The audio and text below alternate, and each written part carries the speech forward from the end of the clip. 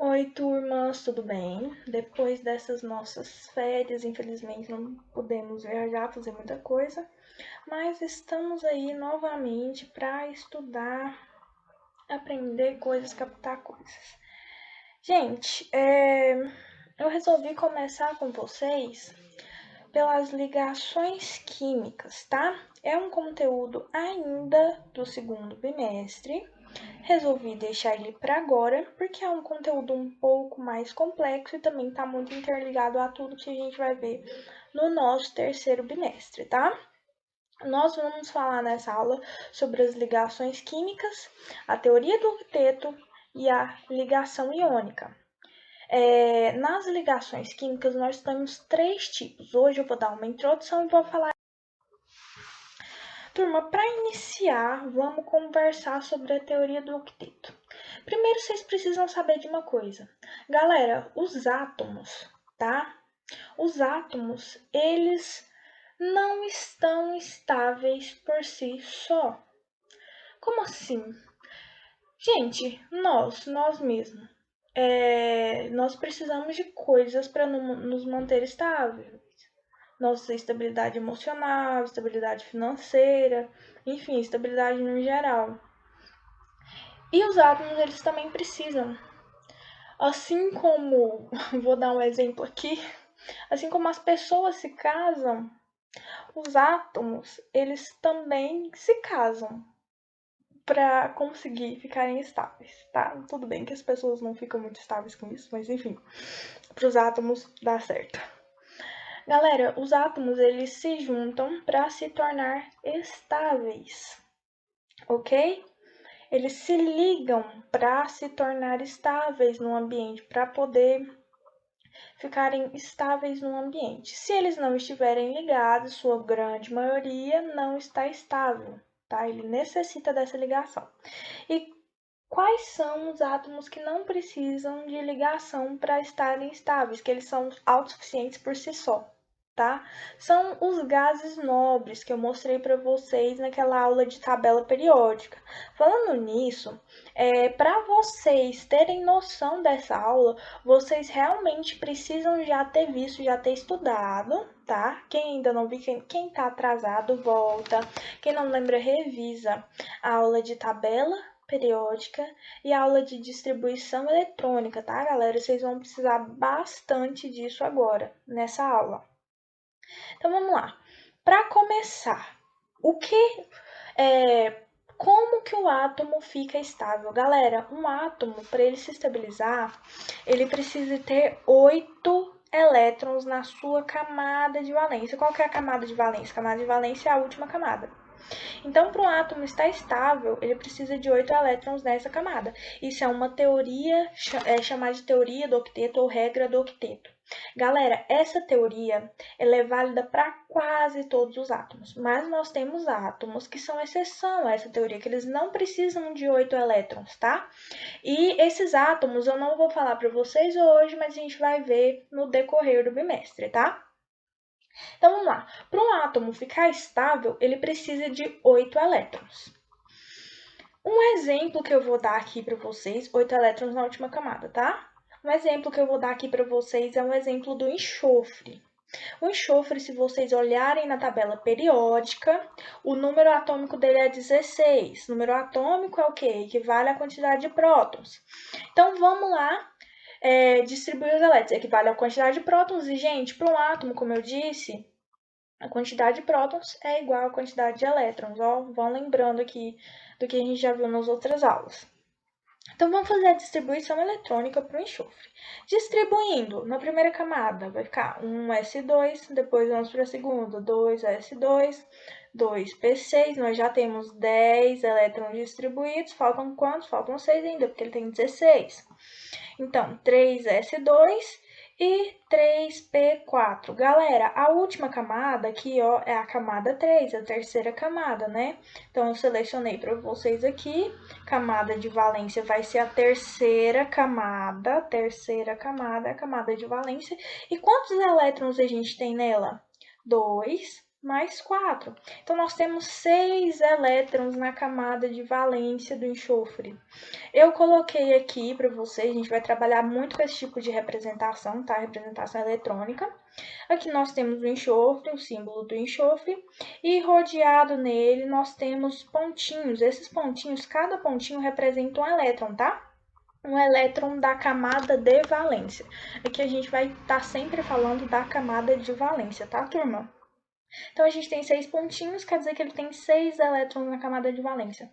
Galera, eu falei para vocês que, de acordo com a regra do octeto, a gente precisa ter 8 elétrons na camada de valência para esse átomo estar estável, tá? Para ele não precisar fazer ligações. No caso do enxofre, ele tem quantos? Tem 6. Ele não está estável, ele vai precisar fazer uma ligação, fazer ligações para se tornar estável, tá? Então, assim, de primeira, eu só quero que vocês consigam entender que a gente vai precisar muito da distribuição eletrônica e identificar quando os átomos estão ou não estão estáveis. Galera, aqui, ó, o hidrogênio, tá? O H, o hidrogênio, e o hélio, eles se estabilizam com 2 elétrons na camada de valência, tá, galera? Esses 2 átomos aqui, eles não precisam ter 8 elétrons para ficar estáveis, no caso, na camada de valência. Eles só precisam de 2 elétrons. Ok, gente? No caso, os dois, eles só têm uma camada. Eles só têm uma camada eletrônica. O hidrogênio tem um elétron nessa camada, ele precisa de mais um para ficar estável. E o hélio já tem os 2 elétrons, já tem a camada totalmente preenchida. Ele é um gás nobre, ele é estável por si só, tá? Gente, os gases nobres, eles não precisam fazer ligações para ficar estáveis. Existem agora, a gente já sabe que alguns fazem ligações. Mas isso não vem ao caso agora, a gente não vai falar disso. Tá, então sabendo que os átomos precisam de 8 elétrons para ficarem estáveis, em sua maioria, claro, a gente vai falar de como eles se estabilizam, tá? Para eles se estabilizarem, eles fazem ligações. A primeira ligação que a gente vai ver é a ligação iônica, tá, turma? A ligação iônica, ela ocorre sempre entre um metal e um ametal ou o hidrogênio, tá? Coloquei aqui para vocês verem na nossa tabela periódica aqui, nós temos os gases nobres, que é esse último grupo, essa última família. Nós temos aqui em amarelo todos esses que são os ametais, tá? E o hidrogênio aqui. E esses que estão em verde são todos os nossos metais, tá? Falei isso também na nossa aula de tabela periódica. Gente, na ligação iônica, o que acontece? O metal, ele vai tender a doar elétrons, tá? Ele vai doar elétrons, ele vai se tornar um cátion. E o ametal ou o hidrogênio, ele tende a receber elétrons, ele vai se tornar um ânion. O metal vai doar elétrons, então lembrando lá, quando alguém dá elétrons, ele fica mais positivo.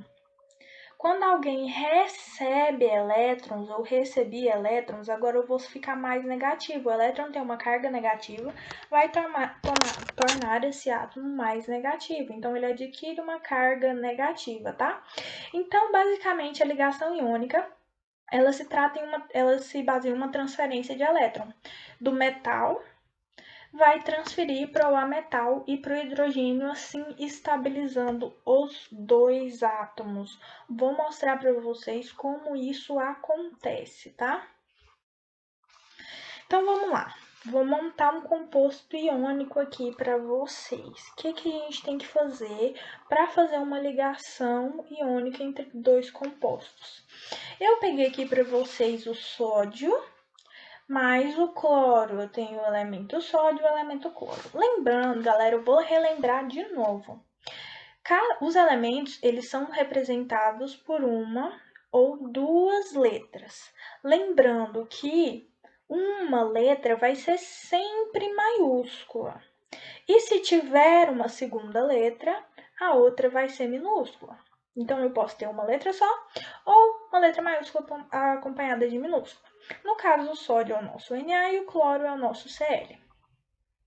Galera, a primeira coisa que vocês vão fazer é fazer a distribuição eletrônica de cada um deles, para que a gente possa descobrir quais são os elétrons de valência, quais são os elétrons que estão na camada de valência.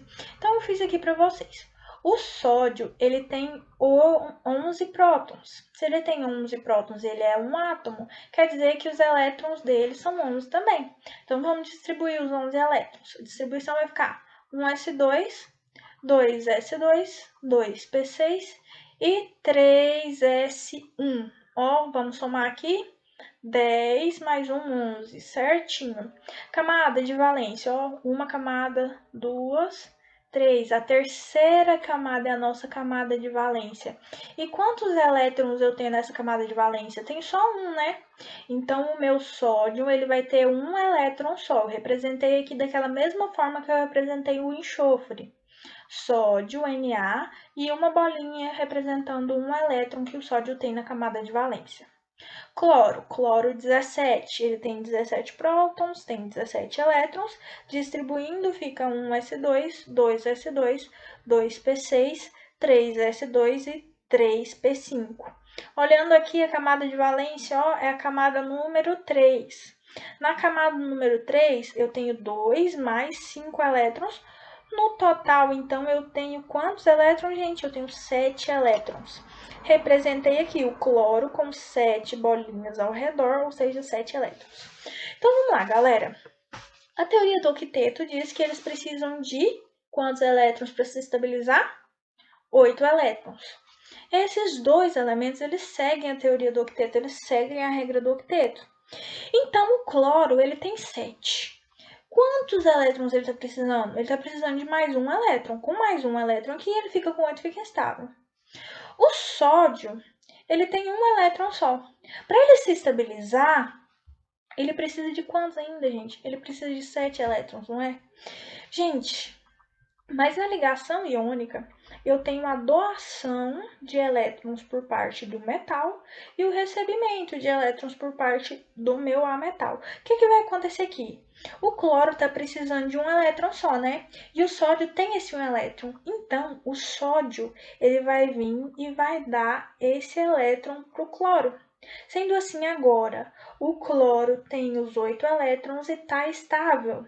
Ele recebeu um elétron, não recebeu? Então, aqui, ó, ele ganha uma carga negativa. Ele tá uma carga mais negativa. E o sódio, ele perdeu esse elétron, então ele ganha uma carga positiva.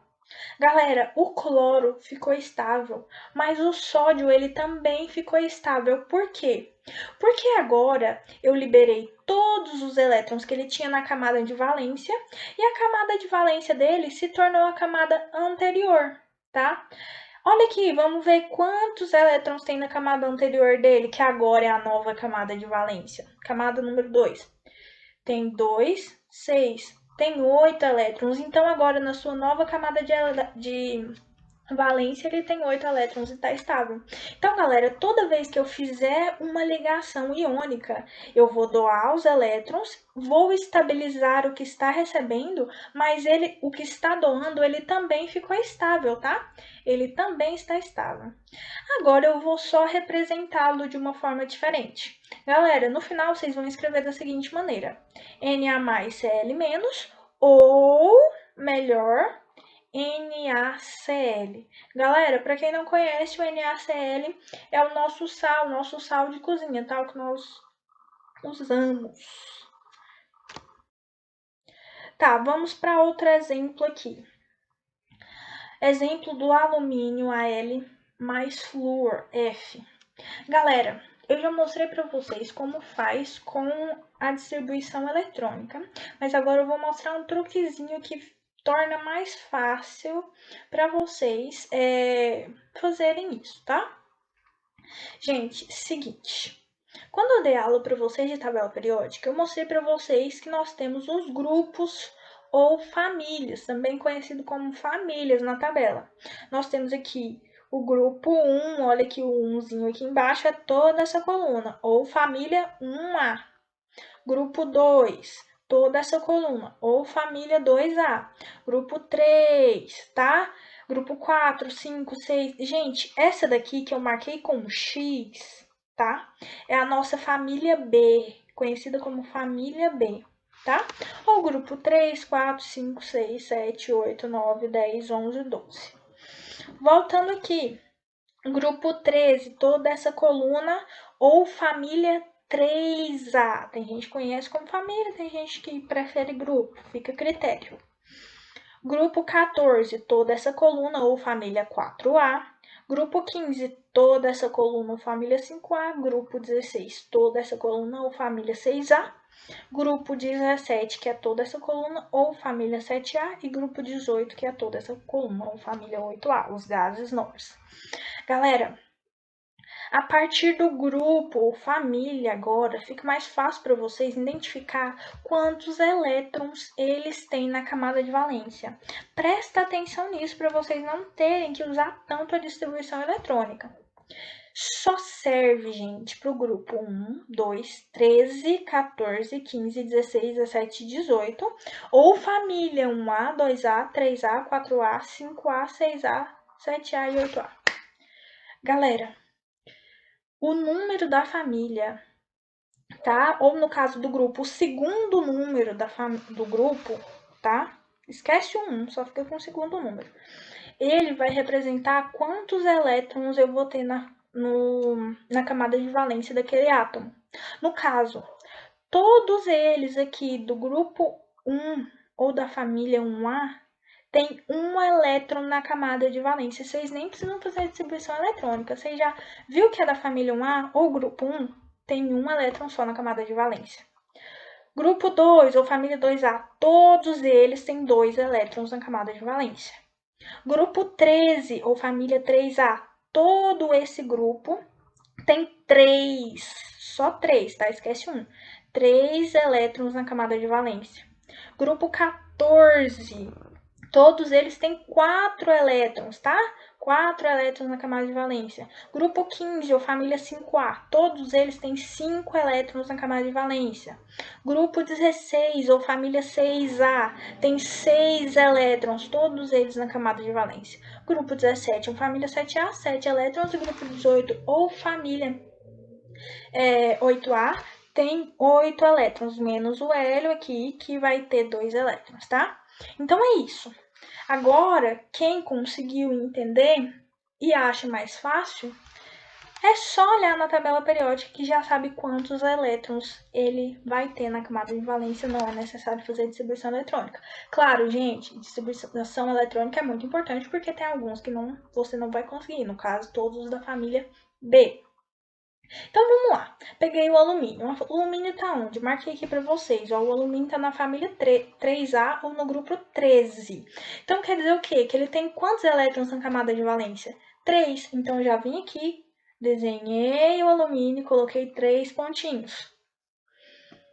O outro é o flúor. O flúor tá em qual aqui? Eu encontrei o flúor aqui na tabela periódica, ele tá na família 7A, o grupo 17. Então quer dizer que ele tem 7 elétrons na camada de valência. Vou lá e desenho um flúor com 7 elétrons ao redor dele.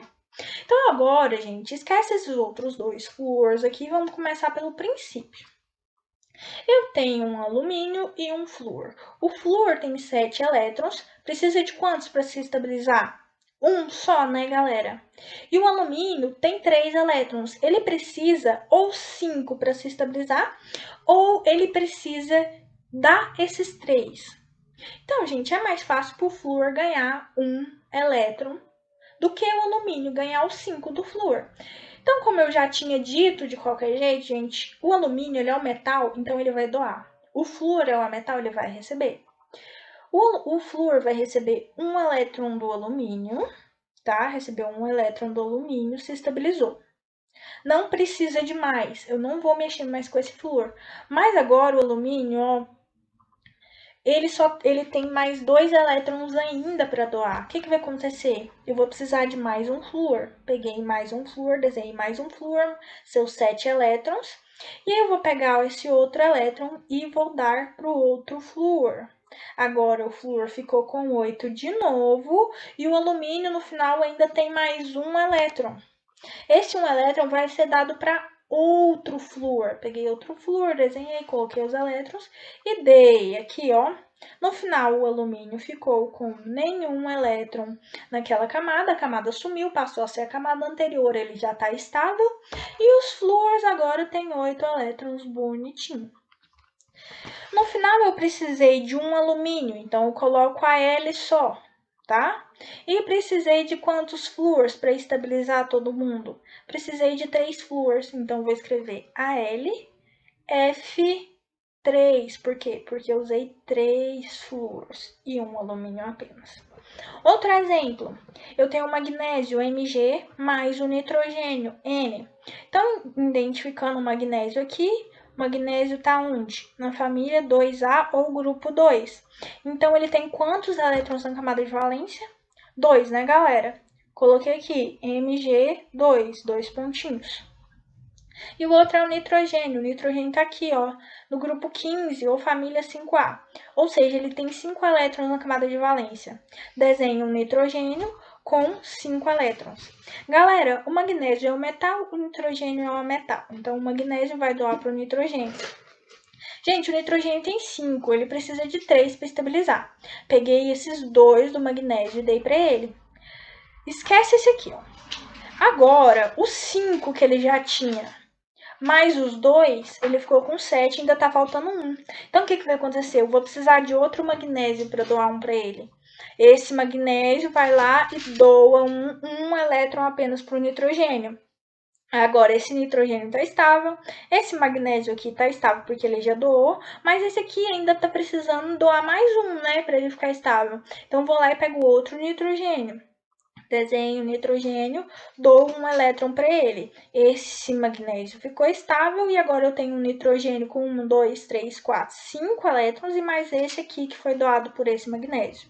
Tá faltando mais quanto, gente? Se ele tem 6, falta mais 2, então mais um magnésio. Outro magnésio com 2 elétrons, eu vou lá e dou os 2 elétrons para o nitrogênio. Agora o nitrogênio está estável, e esse outro magnésio também ficou estável. Eu precisei de quantos magnésios para estabilizar todo mundo? Precisei de 3, então eu escrevo Mg3. Precisei de quantos nitrogênios?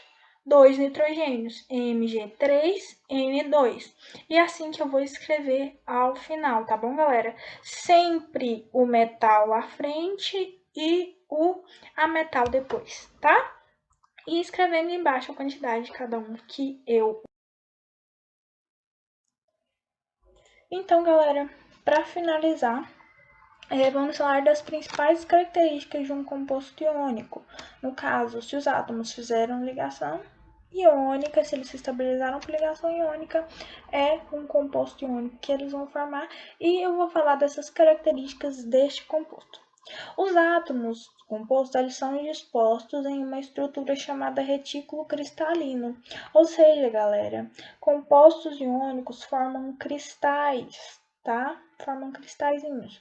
No caso, um exemplo, o NaCl que eu citei, ele como exemplo anteriormente, que é o nosso sal de cozinha, ele é um cristalzinho branco e ele é um composto iônico. Gente, sempre que eu tiver um composto iônico, eu vou ter um cristal. Eles são sólidos em temperatura ambiente. Então, todos os compostos iônicos, tá? Iônicos, eles são sólidos na nossa temperatura, na temperatura ambiente. Possuem elevado ponto de fusão e ebulição. Gente, a gente falou sobre ponto de fusão e ebulição no primeiro bimestre ainda dentro de sala de aula. Então, eles fundem e ebulem a uma temperatura alta, todos os compostos iônicos. Conduzem corrente elétrica quando em solução. Gente, se você pegar e dissolver um composto iônico, tá? Ele vai conduzir corrente elétrica na solução. Se eu aplicar uma corrente elétrica naquela solução, medir uma corrente num ponto e no outro, eu vou conseguir ver que a corrente está perambulando por toda a solução. Eu vou ter uma condução de corrente elétrica. Conduzem corrente elétrica no estado líquido gasoso. Ou seja, eu aqueci ele, aqueci, ele mudou de estado, mudou do sólido para o líquido. Aquele líquido, se eu aplicar uma corrente elétrica nele, se é um líquido no caso, de um composto iônico, esse líquido ele vai conduzir corrente elétrica por todo ele também. No estado gasoso, eu aqueci mais o líquido, ele passou para o estado gasoso, eu também vou ter uma condução de corrente elétrica no estado gasoso, ok, turma? É isso. Hoje nós vimos a regra do octeto, a teoria do octeto, no caso, nós vimos a ligação iônica, como ela é feita, no caso, para estabilizar os nossos átomos, e quais são as características dos compostos dos compostos de átomos que se ligaram pela ligação iônica, galera. Por hoje é só. Bons estudos, realizem atividades serão enviadas, tá? E não deixem atrasar o conteúdo, gente. Vamos lá, vamos animar.